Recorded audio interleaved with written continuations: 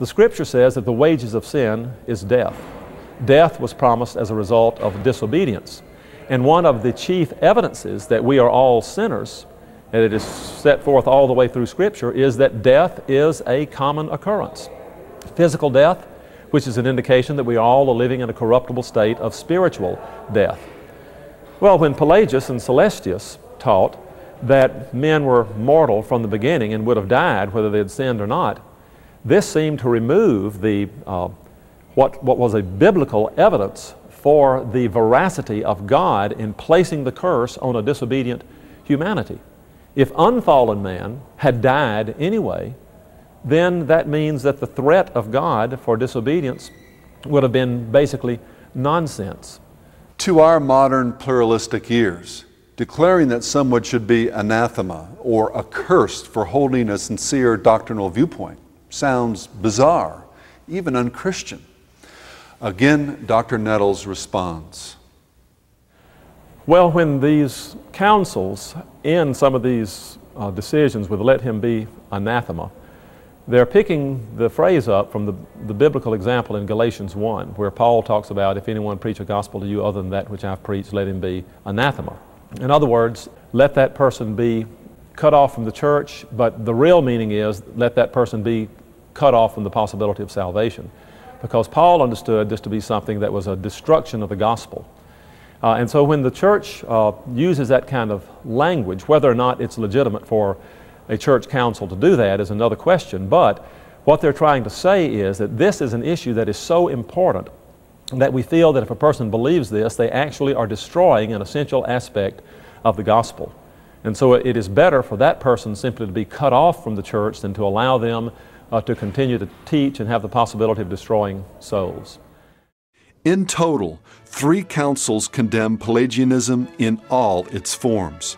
6 years after the Council of Carthage, a General Council of African Churches reaffirmed the anathemas of 412 AD. Unfortunately, in the interval between these 2 councils, the Bishop of Rome, Zosimus, sided with Pelagius.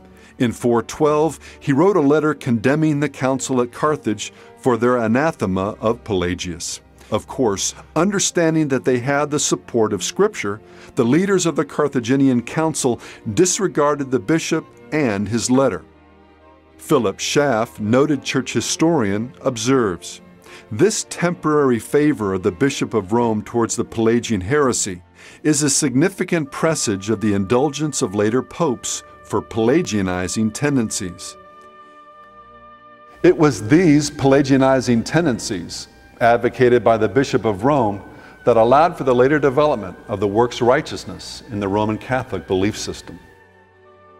This can perhaps be best illustrated by the life and writings of Cornelius Otto Jansen, a leader of the post-Reformation movement within Roman Catholicism.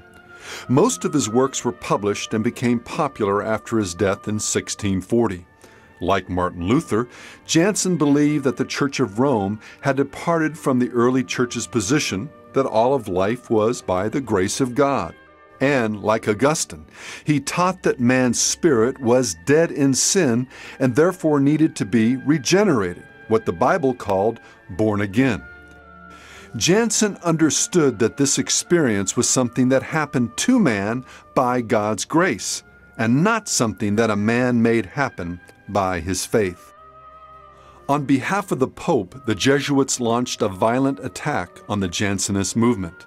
In 1713, Pope Clement XI issued a papal bull or formal condemnation against them, denouncing 101 statements from their writings. What's troubling is that many of these statements were direct quotations from the writings of Augustine against Pelagius. How could this happen to a church that at one time sided with Augustine against Pelagius? Surely there was more than just one answer. But Philip Schaff has given us one slice of the pie. As the church continued into the Middle Ages, and the Bishop of Rome became the so-called, quote, visible head of the church, end quote, these Pelagianizing tendencies metastasized and like a cancer began to spread. By the time we reached the Reformation, Rome was teaching that man saved himself by cooperating with the grace of God. a position known as semi-Pelagianism. Then along came the mediating view of the semi-Pelagians that said man is neither dead nor well. In this life, man is born sick. Now, if man is born well, as Pelagius said, all he needs is a little guidance, a little moral guidance in his life to stay upon the path. If man is sick, then he needs the help of a physician. And if he will cooperate with his physician, then he and the physician can effect his cure. Augustine said that man today is born dead in trespasses and sin. He needs to be resurrected. That we are totally incapable of doing. So the practical result is if you are a Pelagian, all you need is a teacher. If you are semi-Pelagian, all you need is a little help from a physician. If you are an Augustinian, as I am, and most all of the historic Orthodox Church has been, then you will realize that man needs to be resurrected from the dead, and that salvation, furthermore, is entirely of grace. Semi-Pelagianism is a modification of the doctrinal teaching of Pelagius. It is a synergistic rather than a monergistic approach to redemption. It basically teaches that man and God are cooperating together in order to accomplish redemption.